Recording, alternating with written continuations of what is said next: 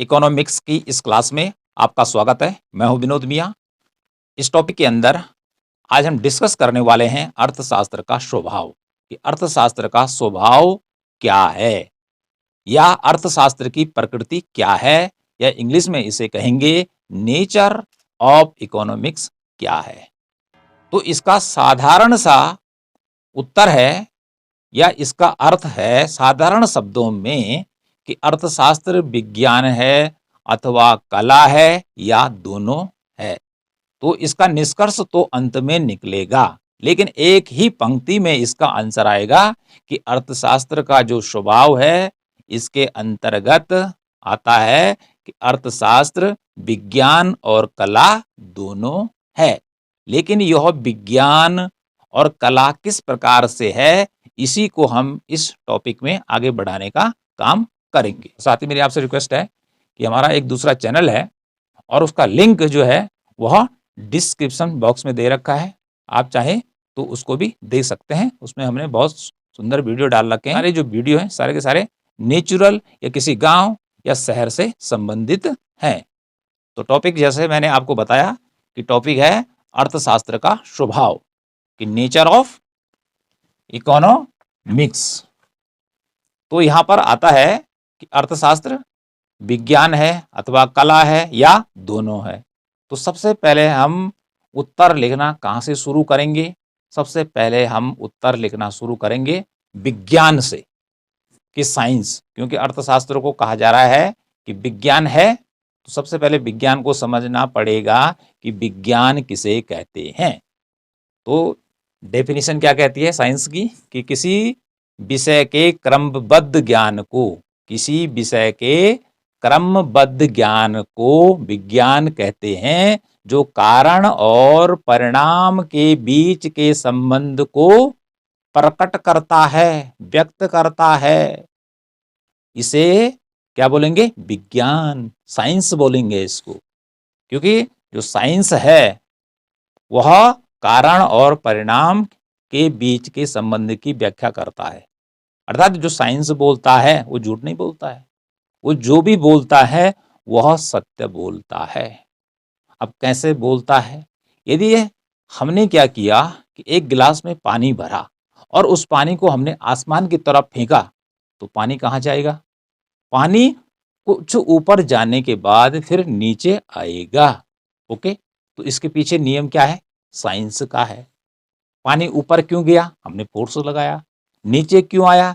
क्योंकि नीचे पृथ्वी में गुरुत्वाकर्षण शक्ति है, इसलिए उसने पानी को अपनी ओर खींचा। तो इस प्रकार का जो कारण और परिणाम का संबंध जो बतलाने का काम करता है वो विज्ञान करता है। इसके साथ ही जो विज्ञान का यह नियम है कि जो भी चीज ऊपर डालेंगे तो नीचे आती है। तो ऐसा नहीं है कि हमने बोला कि उत्तराखंड में डाली तो नीचे आ गई और दिल्ली में डाली तो ऊपर चली गई।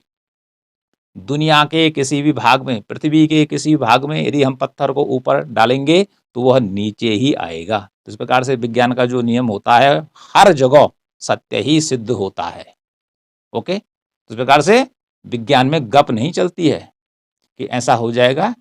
विज्ञान जो बतलाता है कारण बतलाएगा और उस कारण के बाद बोलेगा उसका यह परिणाम होगा।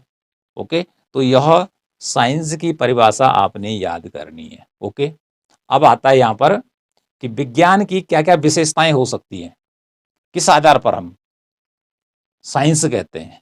तो साइंस के लिए क्या होता है? तथ्यों का एकत्रीकरण। तथ्यों को पहले एकत्र करना पड़ता है, केवल झूठी गप नहीं माननी पड़ती है। तो साइंस होने के लिए पहला जो यहाँ पे कारण मैंने लिखा है तथ्यों का एकत्रीकरण। अभी आगे चलकर इसको सरल शब्दों में बतलाऊंगा। दूसरा है तथ्यों को मापना। ओके, अर्थात पैमाना भी होता है यहाँ पर साइंस के अंदर कि हम इसको माप सकते हैं। ओके, तथ्यों का क्रमबद्ध अध्ययन। जो तथ्य इकट्ठे किए गए हैं, जो डेटा इकट्ठा किया गया, उसका सिस्टेमेटिक क्रम से अध्ययन होगा। एक स्टेप के बाद दूसरा, फिर तीसरा, फिर चौथा, इस ढंग से वहां पे स्टडी की जाती है, अध्ययन किया जाता है। और उसके बाद जो नियम बनता है, ठीक है, उसकी जांच की जाती है कि वह सार्वभौमिक सत्य है कि नहीं है, अर्थात वो सारी दुनिया में एक जैसे लागू होता है कि नहीं होता है।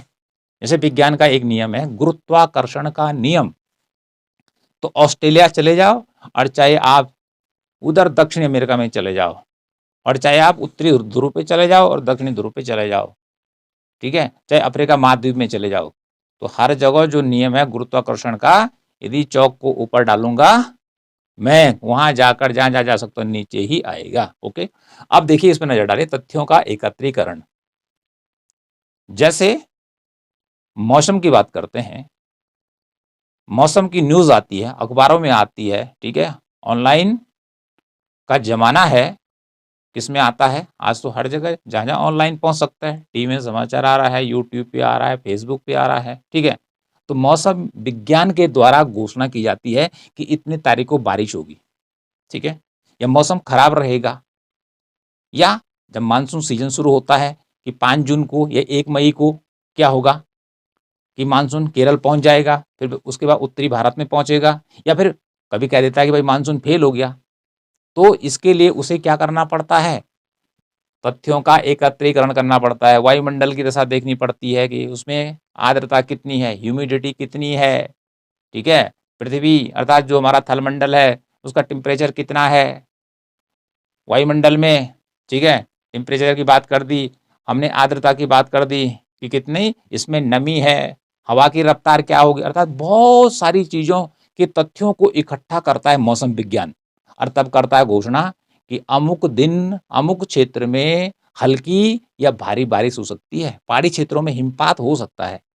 तो इसके लिए तथ्यों का एकत्रीकरण करना होता है जरूरी। ये तो मैंने मौसम विज्ञान का उदाहरण दिया। ओके, तथ्यों को मापना, फिर मापा भी जाता है, ठीक है, यदि हवा है कि इसमें कितना प्रेशर है तो वायु दाब मापा जाता है। ओके, विंड की स्पीड क्या रहेगी, हवा की स्पीड क्या रहेगी, ये भी मापा जाता है। वायुमंडल में आर्द्रता कितनी है ये भी मापी जाती है, अर्थात इसका पैमाना है, ठीक है, बारिश कितनी हुई इसको भी मापने का पैमाना होता है। ओके, इसी प्रकार से तथ्यों का क्रमबद्ध अध्ययन, कि सिस्टमैटिक क्रम से अध्ययन करता है, ठीक है, कि मौसम विज्ञान बात कर दी कि वायुमंडल में हवा में नमी कितनी है, हवा में शुष्कता कितनी है, ठीक है, हवा का भार कितना है, हवा का या हवा की जो रफ्तार है कितनी रहेगी, किस दिशा से किस दिशा की ओर चलेगी, तो एक क्रमबद्ध ढंग से अध्ययन करता है, ठीक है। और उसके बाद देखिए सार्वभौमिक सत्य की जांच भी करता है भाई, कि वायुमंडल की दशा सब कुछ देख ली और उसके बाद भविष्यवाणी कर दी कि 25 तारीख को बारिश होगी, अब पता चला बारिश ही नहीं हुई। ओके, तो ऐसा नियम क्या होगा, वह सार्वभौमिक नियम नहीं कहलाएगा, वो तो केवल एक झूठी बात सत्य सिद्ध होगी।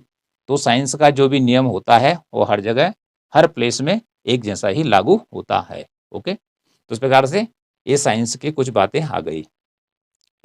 अब हम चलते हैं कि क्या अर्थशास्त्र विज्ञान है, ठीक है, पहले इतना लिख लेंगे, उसके बाद हम चलेंगे कि क्या अर्थशास्त्र विज्ञान है, इज इकोनॉमिक्स ए साइंस, ठीक है। तो उसके पक्ष में हमने क्या करना है, तर्क देने हैं, उसके पक्ष में लिखना है कि अर्थशास्त्र, जब हम कह रहे हैं कि क्या विज्ञान है, तो हमारा उत्तर होगा कि अर्थशास्त्र विज्ञान है। उत्तर क्या होगा कि अर्थशास्त्र विज्ञान है। तो विज्ञान क्यों है, इसके पक्ष में विषय का क्रमबद्ध अध्ययन, अर्थात विज्ञान की तरह अर्थशास्त्र में भी तथ्यों का क्रमबद्ध ढंग से अध्ययन किया जाता है, ठीक है, सिस्टमैटिक ढंग से अध्ययन किया जाता है। जैसे कि किसी वस्तु की कीमत घटती चली जाती है तो उसकी मांग बढ़ती चली जाती है, ठीक है। इसके विपरीत यदि वस्तु की कीमत बढ़ती चली जाती है तो उसकी मांग घटती चली जाती है। ओके, तो ये सिस्टमैटिक ढंग से क्या हो गया, स्टडी हो गई, ठीक है। तो अर्थशास्त्र जो विषय है वह जिस भी सिद्धांत का अध्ययन करता है वो कैसे करता है, क्रमबद्ध ढंग से करता है। ओके, मुद्रा का मापदंड, जैसे विज्ञान में हमने कहा तथ्यों को मापने का है। ओके, जैसे विज्ञान में है कि हमें किसी वस्तु का वेट भार मापना है तो माप सकते 1 किलो है, 2 किलो है, कपड़ा है कितना लंबा है, तो यहाँ पर अर्थशास्त्र में मुद्रा का मापदंड है, अर्थात हम वस्तु की कीमत निकालते हैं, कितने रुपए की है, जैकेट कितने रुपए का है, हमारी बुक कितने की है, मोबाइल कितने का है, जहाज कितने का, गाड़ी कितने की है, हमारा घर कितने का, हमारा मकान कितने का, हमारी खेती कितने की है, मतलब हर चीज का प्राइस। तो यहाँ पर मुद्रा का मापदंड है जिससे वस्तुओं का मापन किया जाता है, उसकी वैल्यू निकाली जाती है। ओके, ये पक्ष में तर्क लिखने। अगला है भविष्यवाणी करने में सक्षम, अर्थात अर्थशास्त्र विज्ञान की भांति भविष्यवाणी कर सकता है। अब कैसे कर सकता है? यदि बाजार में किसी वस्तु की पूर्ति बहुत कम हो जाए, किसी वस्तु की बाजार में शॉर्टेज हो जाए तो उसकी कीमत बढ़ती है। शॉर्टेज अर्थात वस्तु बाजार में बहुत कम पहुंचे और मांगने वाले ज्यादा हों तो ऐसी स्थिति में कीमतें बढ़ जाती हैं। ठीक है, तो ये सत्य सिद्ध होगा। ओके, अगला क्या भविष्यवाणी कर सकता है? यदि देश में जनसंख्या बहुत तेजी से बढ़ती रही, बहुत तेजी से बढ़ती रही तो क्या होगा कि बेरोजगारी ज्यादा उत्पन्न होगी। ठीक है, इतनी बात समझ में आ रही है कि भविष्यवाणी अर्थशास्त्र करने में सक्षम है। ओके, कि वस्तु की शॉर्टेज होगी, डिमांड बढ़ेगी, ठीक है, और कीमत बढ़ जाएगी। इसका उल्टा क्या होगा? यदि पूर्ति बढ़ गई, वस्तु की पूर्ति ज्यादा हो गई और खरीदने वाले कम हो गए तो कीमत घट जाएगी। तो इस प्रकार की जो भविष्यवाणी करेगा वो सत्य ही सिद्ध होती है। ओके, सार्वभौमिक सत्य सिद्धांत, अर्थात अर्थशास्त्र के सिद्धांत भी क्या है? विज्ञान के नियमों की भांति सर्व सत्य हैं। अमेरिका में भी सत्य होगा, जापान में भी सत्य होगा, और हमारे इंडिया, उत्तराखंड, भारत, हर जगह सत्य होगा। ठीक है, जैसे कौन सा नियम? जैसे सीमांत उपयोगिता ह्रास नियम। ठीक है, सीमांत उपयोगिता ह्रास नियम, अर्थात ये नियम में क्या कहता है कि जैसे जैसे कोई आदमी क्या करता है, यह व्यक्ति कि एक वस्तु की कई इकाइयों का लगातार इस्तेमाल करता है, खाता है, उसको उपभोग करता है, तो उपयोगिता घटते क्रम में प्राप्त होने लगती है। ठीक है, अब चाहे वो 5 रोटी खाता है, माना कोई व्यक्ति, अब चाहे वो इंडिया में खाए, चाहे वो नेपाल में खाए, और चाहे ऑस्ट्रेलिया, और चाहे इधर रसिया में चले जाए, तो यह नियम जो है उपयोगिता ह्रास नियम, अर्थात उपयोगिता घटते क्रम में वहां भी प्राप्त होगी। ठीक है, तो यह कैसे नियम है? यह सार्वभौमिक नियम है, यूनिवर्सल लॉ है। इसी प्रकार से और कौन सा नियम हो सकता है? परिवर्तनशील अनुपातों का नियम उत्पादन के क्षेत्र में। ठीक है, कि यदि क्या हो कि सभी साधन क्या हो? स्थिर हो, और एक साधन परिवर्तनशील हो, तो क्या होगा? पहले उत्पादन बढ़ेगा, फिर स्थिर होगा, फिर घटेगा। तो इस प्रकार से अर्थशास्त्र के बहुत सारे ऐसे सिद्धांत हैं कि जो कि सार्वभौमिक रूप से क्या है? सत्य हैं, सत्य हैं। ओके, हर जगह एक जैसे लागू होंगे। ओके जी, उपभोक्ता का जो व्यवहार है, उपभोक्ता का जो व्यवहार है, चाहे अमेरिका का उपभोक्ता है और चाहे भारत का उपभोक्ता है, व्यवहार सबका एक ही जैसे होगा। ओके, तो इस प्रकार से ये कुछ बातें आई कि क्या अर्थशास्त्र विज्ञान है? हम पक्ष में देंगे हाँ, अर्थशास्त्र विज्ञान है। क्यों है? लिखेंगे कि विषय का क्रम अध्ययन किया जाता है, मुद्रा का मापदंड है, यहाँ पर भविष्यवाणी करने में सक्षम है, सार्वभौमिक सत्य सिद्धांत तथा इसके सिद्धांत हैं कि जो सार्वभौमिक रूप से सत्य हैं, चाहे वो मांग का नियम है, चाहे पूर्ति का नियम है, और चाहे वो सम सीमांत उपयोगिता का नियम है, चाहे वह उत्पत्ति ह्रास नियम है, और चाहे वो उपयोगिता ह्रास नियम है। ओके, तो इसलिए अर्थशास्त्र विज्ञान है। अब बात आती है विज्ञान के प्रकार कि विज्ञान जो है, साइंस है, वो दो प्रकार का है। एक है वास्तविक या सकारात्मक विज्ञान, जिसे हम कहते हैं पॉजिटिव साइंस, और दूसरा है आदर्श विज्ञान या नॉर्मेटिव साइंस। तो साइंस कितने प्रकार का हो गया? साइंस दो प्रकार का आ गया। एक आ गया सकारात्मक या वास्तविक विज्ञान, ओके, और दूसरा आ गया आदर्श विज्ञान या नॉर्मेटिव साइंस। ठीक है, तो इसे वास्तविक विश्लेषण भी कहते हैं, और या इसको सकारात्मक विश्लेषण भी कहते हैं, और ये आदर्श विज्ञान हो गया, नॉर्मेटिव साइंस। ओके, अब बात आती है कि क्या अर्थशास्त्र वास्तविक विज्ञान है? क्योंकि विज्ञान दो पार्ट में बट गया। ठीक है, एक हो गया वास्तविक विज्ञान या सकारात्मक विज्ञान, और दूसरा हो गया आदर्श विज्ञान। अब बात आती है कि क्या अर्थशास्त्र वास्तविक विज्ञान है? ठीक है, तो हमारा उत्तर होगा कि अर्थशास्त्र वास्तविक विज्ञान है। सीधे सीधे क्या हो जाएगा कि अर्थशास्त्र वास्तविक विज्ञान है। अब क्यों है? इसमें अध्ययन किया जाता है व्हाट इज, इसका मीनिंग हुआ क्या है, अर्थात वास्तविक जो विज्ञान है, ठीक है, जो वास्तविक विज्ञान है वो किस बात का अध्ययन करता है? वो अध्ययन करता है व्हाट इज, ये तो इंग्लिश में हो गया, हिंदी में कहेंगे क्या है का अध्ययन करता है। इसका मीनिंग हुआ कि जो चीज जैसे दिखाई देती है, वास्तविक विज्ञान जो पॉजिटिव साइंस है उसका उसी रूप में अध्ययन करता है। ओके, तो कहने करते हैं कि यह कारण और परिणाम के बीच के संबंध की व्याख्या करता है। ओके, तो प्रोफेसर रॉबिन्स हुआ है इकोनॉमिस्ट, जिसने कहा था कि अर्थशास्त्र चुनाव का विज्ञान है। क्या बोला था कि अर्थशास्त्र चुनाव का विज्ञान है।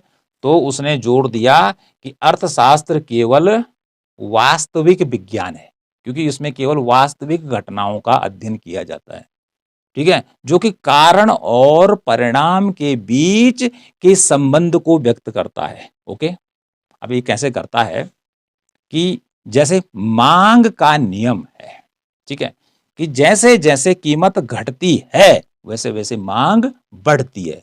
तो मांग क्यों बढ़ी? वो तो परिणाम है, ठीक है, कीमत घटी एक कारण है और परिणाम बढ़ना, अर्थात कीमत घटने से मांग बढ़ती है, ठीक है। तो इस चीज का इसने बतला दिया, ये स्थिति है। अब ये पूर्ति के बारे में बतला सकता है कि जैसे जैसे पूर्ति बढ़ती है वैसे वैसे कीमत भी बढ़ती है, ठीक है, और जैसे जैसे पूर्ति क्या होती है? घटती है, या हम कह सकते हैं जैसे जैसे कीमत घटती है तो पूर्ति भी घटती है। तो इस प्रकार से वास्तविक विज्ञान जो है वो कारण और परिणाम के बीच के संबंध की व्याख्या करता है। जो कुछ उसको दिखाई देता है उसी रूप में अध्ययन करता है। सरकार ने टैक्स लगा दिए, ठीक है, सरकार ने बजट में टैक्स लगा दिए, तो ये बतलाएगा कि सरकार को टैक्स के द्वारा इस वित्तीय वर्ष में इतनी रकम प्राप्त होने वाली है, इतनी अमाउंट या राशि पैसा प्राप्त होने वाला है, ठीक है, लेकिन परिणाम की बात नहीं करेगा ये क्या होने वाला है। तो यह केवल वही बतलाता है जो इसको दिखाई देता है। तो कारण और परिणाम के बीच के संबंध की व्याख्या करने का जो काम करता है वो हमारा करता है वास्तविक विज्ञान, ठीक है। इसका अच्छाई से, भलाई से, उचित अनुचित से कोई लेना देना नहीं है। इसको जो दिखाई देता है उसी रूप में अध्ययन करता है। कोई गरीब दिखाई दे रहा है तो वो बोलेगा, ठीक है, ये गरीब क्यों है? उसके पास आंसर होगा कि यह बेरोजगार है। अब ये नहीं बोलेगा कि गरीबी अच्छी है कि बुरी है, इसके बारे में ये क्या रहता है? चुप, मौन रहता है। ओके, तो इस प्रकार से ये हो गया हमारा अर्थशास्त्र वास्तविक विज्ञान है। क्यों है हमने बता दिया, क्योंकि यह कारण और परिणाम के बीच की संबंध की व्याख्या करता है। और मेन चीज है, इसको याद रखना है, इतना भी आ जाता कभी, क्या है का अध्ययन किस में किया जाता है? वास्तविक विज्ञान में किया जाता है। यह वस्तु स्थिति का उसी प्रकार से अध्ययन करता है जिस रूप में वह दिखाई देती है। ये कहता है यदि किसी वस्तु की मांग बढ़ेगी तो उसकी कीमत बढ़ जाएगी, यदि किसी वस्तु की पूर्ति बढ़ जाएगी तो उसकी कीमत घट जाएगी। ओके, ये बतलाता है, लेकिन ये नहीं बोलता कि कीमत बढ़ने से समाज पर क्या असर पड़ेगा, इससे इसका कोई लेना देना नहीं है। ओके, इसके बारे में क्या होना चाहिए ये नहीं बोलेगा, साइलेंट है ये। ओके, अब विज्ञान का दूसरा पक्ष देखते हैं, आदर्श विज्ञान, नॉर्मेटिव साइंस। यहाँ पे लिखा है दूसरे नंबर पर, ये नॉर्मेटिव साइंस क्या होता है, आदर्श विज्ञान क्या होता है। तो क्या अर्थशास्त्र आदर्श विज्ञान है? तुम्हारा सीधा सीधा उत्तर होगा हाँ, अर्थशास्त्र आदर्श विज्ञान है। क्या विज्ञान है? आदर्श विज्ञान है। अब ये इंग्लिश में इसको क्या बोलेंगे? व्हाट आउट टू बी, इसका अर्थ हुआ क्या होना चाहिए, अर्थात आदर्श विज्ञान में क्या पढ़ाया जाता है? क्या होना चाहिए, ठीक है, क्या होना चाहिए। और जब हम वास्तविक विज्ञान में पढ़ रहे थे क्या है, क्या है उसका कथन क्या है, लेकिन ये बोल रहा क्या होना चाहिए, अर्थात यह उचित या अनुचित के बारे में बतलाता है। क्या अच्छा है देश की अर्थव्यवस्था की सेहत के लिए, इंसान के लिए क्या अच्छा है और क्या बुरा है।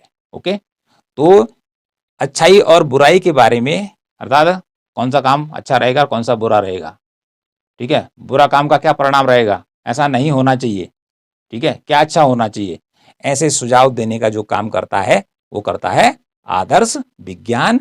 इसलिए कहेंगे कि जो हमारा अर्थशास्त्र है वह आदर्श विज्ञान है। अब जैसे बात करते हैं, यहाँ पे उदाहरण लिए उचित मजदूरी, अर्थात आदर्श विज्ञान क्या बोलता है कि प्रत्येक जो श्रमिक है उसको उचित दिहाड़ी मिलनी चाहिए, मतलब अच्छी मजदूरी उसको मिलनी चाहिए जिससे वो अपना जीवन यापन कर सके। ओके, लेकिन ये नहीं बोलेगा इधर वाला चुप रहेगा, ये बोलेगा काम करेगा तो मजदूरी मिलेगा, ठीक है, लेकिन ये नहीं बोलेगा कम करेगा तो इस पर क्या असर पड़ने वाला है।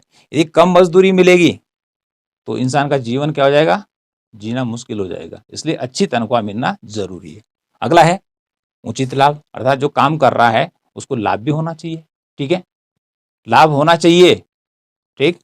इधर तो बोलेगा भाई क्या उसका नाम कि कंपनी में आग लग गई थी इसलिए घाटा हो गया, पर ये नहीं बोलेगा कि अच्छा था कि बुरा था, ठीक है, और जिसकी फैक्ट्री में आग लग गया उसकी दशा क्या हुई होगी और उसकी आर्थिक स्थिति क्या हुई होगी वो नहीं बतलाया। हाँ, यहाँ बतलाया कि भाई आग लग गई थी, बड़ा खराब हुआ, ठीक है, सरकार को इसमें मदद करनी चाहिए जिससे कि वो दोबारा अपना काम को शुरू कर सके।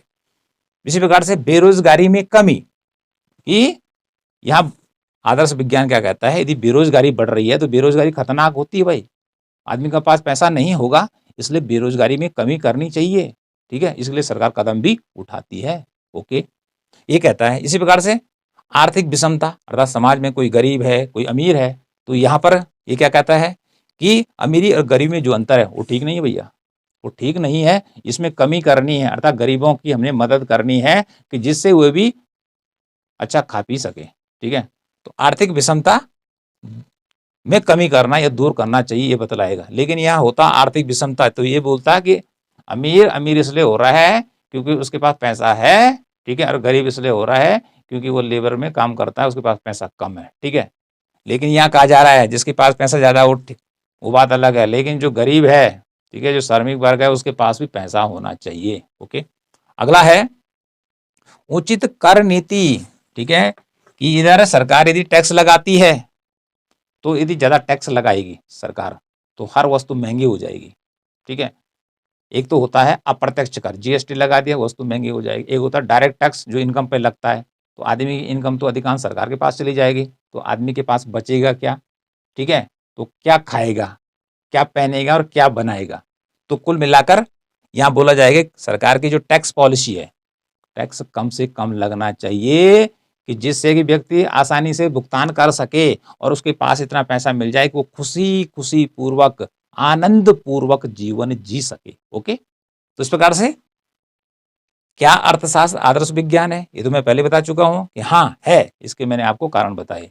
तो यहां पर क्या आएगा कि अर्थशास्त्र वास्तविक विज्ञान भी है और आदर्श विज्ञान भी है, क्योंकि ये एक दूसरे के पूरक है। भले बात अलग अलग की जा रही है, ठीक है, कि जैसे यहाँ पर कहा गया कि वस्तु की कमी होने से महंगाई बढ़ेगी। ओके, तो ऐसा नहीं कि इतना अध्ययन कर दिया और छोड़ दिया, लेकिन महंगाई का असर किस पे पड़ेगा, लोगों पे पड़ेगा, ठीक है। इसलिए उसका समाधान भी निकालना पड़ेगा गवर्नमेंट को कि महंगाई में कमी करनी पड़ेगी, टैक्स को घटाना पड़ेगा, ठीक है, और जो जमाखोर हैं जिन्होंने वस्तुओं को जमा कर दिया है उन पे कार्रवाई करनी पड़ेगी, सामान को बाहर निकालना पड़ेगा। ओके, तो इस प्रकार से ये दोनों जो है एक दूसरे के पूरक हैं, ठीक है, एक दूसरे से अलग नहीं है। जैसे हमारे दो हाथ हैं, ठीक है तो अलग अलग, ठीक है, लेकिन मिलकर ही काम करते हैं। तो इस प्रकार से जब हम दो चीजों का अध्ययन करते हैं तो ऐसा नहीं कि हमने एक का किया और दूसरे का छोड़ दिया। हमने इधर बात कर दी कि महंगाई बढ़ गई है तो उधर जाके हमें आदर्श विज्ञान में क्या करना है, अर्थशास्त्र में, कि महंगाई को घटाना है, ठीक है, महंगाई को घटाना है, नहीं तो क्या हाहाकार मच जाएगा, क्या मच जाएगा, हाहाकार मच जाएगा, लोगों का जीना क्या हो जाएगा, दुभर हो जाएगा। अब अगले पॉइंट की ओर बढ़ते हैं। यहाँ पे लिखा हुआ है कला, क्योंकि अर्थशास्त्र विज्ञान भी है और कला भी है, ठीक है। तो अब सबसे पहले समझना है कि कला किसे कहते हैं। तो कला क्या होती है, कला का मीनिंग बहुत सारे समझ लेते हैं, जैसे चित्रकला जिसमें चित्र बनाए जाते हैं, ठीक है, भगवान राम का बना दिया, किसी पर्वत का बना दिया, सागर का बना दिया, कृष्ण का बना दिया, ठीक है, या किसी अल्लाह का बना दिया, किसी का भी बना दिया, ठीक है। चित्रकला नहीं है, मूर्ति कला भी नहीं है कि मूर्ति बना दी, वो कला बात नहीं हो रही यहाँ पे, वो कला के पार्ट हैं, ठीक है, नृत्य कला जिसमें डांस करते हैं, ठीक है, वो भी कला है, लेकिन यहाँ पर कला का मीनिंग वो नहीं है। ओके, तो यहाँ पर कला का मीनिंग क्या है? किसी कार्य को उचित तरीके से करना कला कहलाता है। किसी कार्य को उचित तरीके से अर्थात सरल से सरल रीति से किसी कार्य को करना, ठीक है, उसे कहेंगे कला। और यदि काम को क्या लंबा खींच दिया, ठीक है, जिस काम ने 2 दिन में होना था उसको 25 दिन तक ले गए, तो उसे कला नहीं बोलेंगे। ठीक है, कला ये कहती है कि आपने किसी काम को सरल से सरल ढंग से करना है और बहुत जल्दी ही उसका निदान निकालना है। ओके, तो इस प्रकार से जो कला है, क्या परिभाषा है कि किसी कार्य को उचित तरीके से करने की रीति कहलाती है कला। ओके, अब देखिए, अब आता है कि क्या अर्थशास्त्र कला है? Is economics an art? क्या अर्थशास्त्र कला है? उत्तर होगा हाँ, अर्थशास्त्र कला है।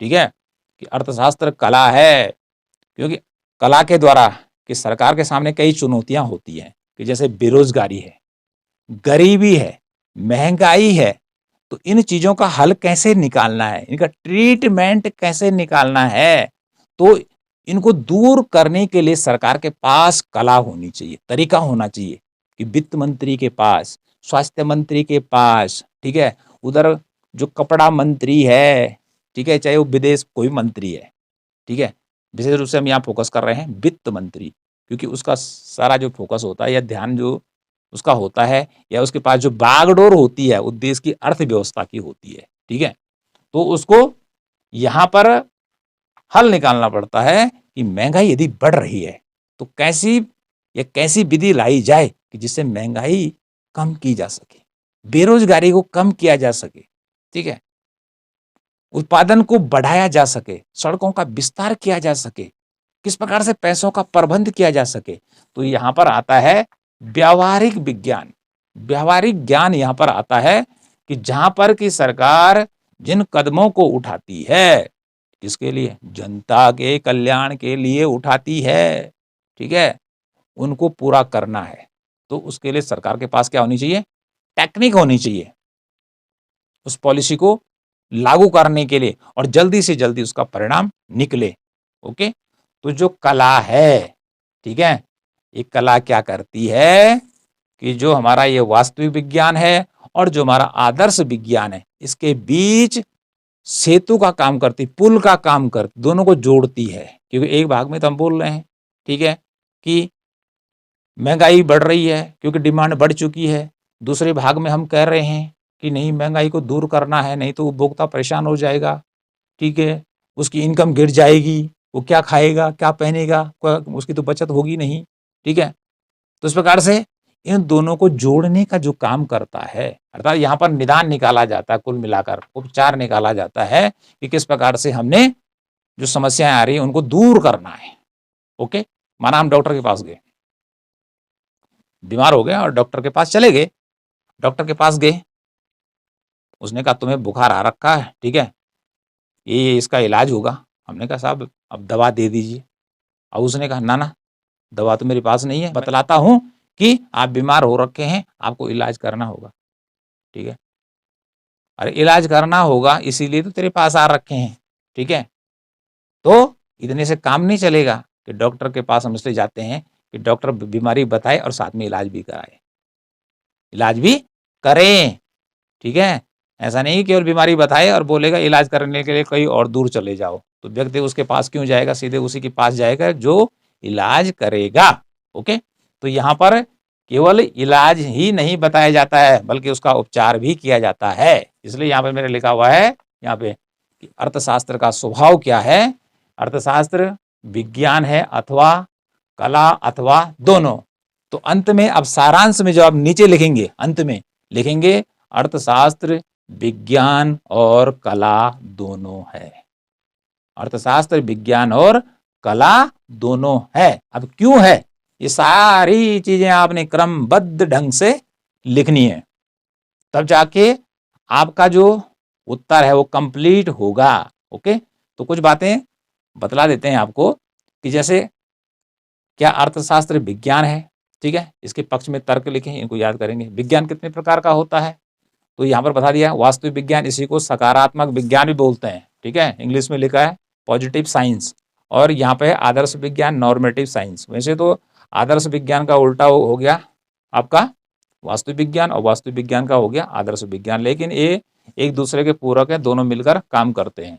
ओके, तो प्रश्न आ गया, क्या है का अध्ययन किसमें करते हैं, वाला माना कि 1 नंबर का प्रश्न है, या कोई परीक्षा हो रही है कॉम्पिटेटिव, क्या है का अध्ययन किया जाता है, ठीक है, किसमें किया जाता है, आदर्श विज्ञान में किया जाता है, ये वास्तविक विज्ञान में। तो क्या है या व्हाट इज का अध्ययन हम किसमें करते हैं, वास्तविक विज्ञान में करते हैं। और क्या होना चाहिए, क्या उचित है, व्हाट आउट टू बी का अध्ययन करेंगे आदर्श विज्ञान में, ठीक है। तो उचित अनुचित के बारे में जो जानकारी देता है, क्या अच्छा है क्या बुरा है, ठीक है, तो क्या करना उचित रहेगा वो बतलाएगा आदर्श विज्ञान, ठीक है। और वस्तु स्थिति कैसी है, कारण और परिणाम के बीच संबंध स्थापित करने का जो काम करेगा वो हमारा करेगा वास्तविक विज्ञान, जिसका कथन है क्या है, व्हाट इज। तो इस प्रकार से आप अर्थशास्त्र का जो स्वभाव है उसके प्रश्न का इस प्रकार से लिख सकते हैं, बहुत आसान शब्दों में हमने आपको बताया है।